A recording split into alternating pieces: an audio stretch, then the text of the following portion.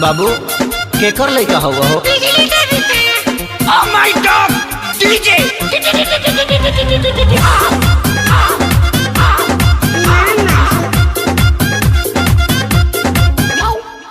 जहिया से आइल न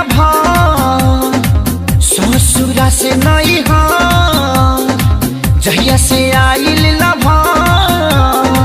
ससुरा से नहीं हो, ओकर छौड़ा रातो दिन हमरा घरे रहता।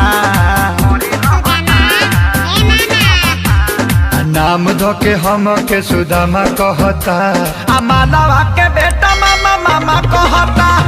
नाम धो के हम के सुदामा कहता, आ मानवा के बेटा मामा मामा कहता।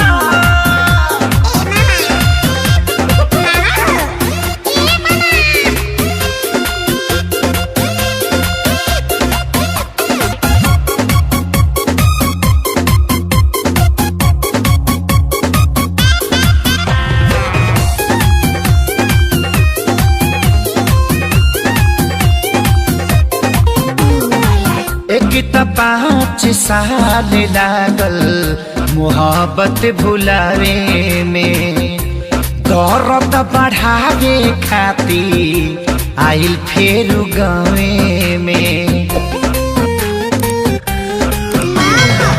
एक त 5 साल लागल मोहब्बत भुलावे में, दर्द बढ़ावे खातिर आइल फेर गावे में। मन करे खाली जहां हमरा पर टूटल बा कहर, अपना माई के उ सोना हमके तामा कहता।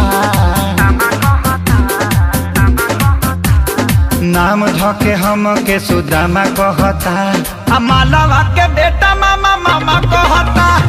नाम धके हम के सुदामा कहता, आ मालवा के बेटा ये मारे रे झपड़ में हाथ देला भाग तहरी माई।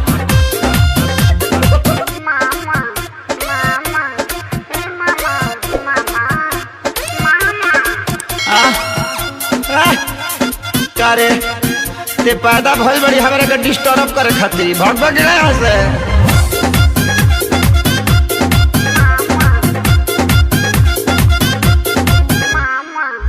मारेला ते हतिया ताना होई न बारदास जी, पूरा इज्जत के हमारा भइल सत्यानाश जी।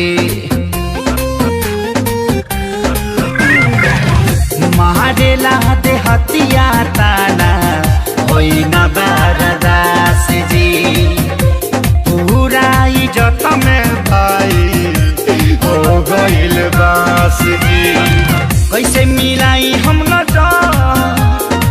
रहिले रातो दिन घर, खेसरिया के फाटल पाए जामा कहता।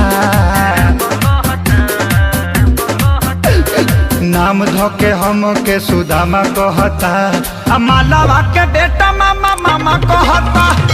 नाम धोके हम के सुदामा कहता, आ मालवा के बेटा मामा मामा कहता। जाए बेटा तनी सा गलती हो गई न तो पापा कहतीस।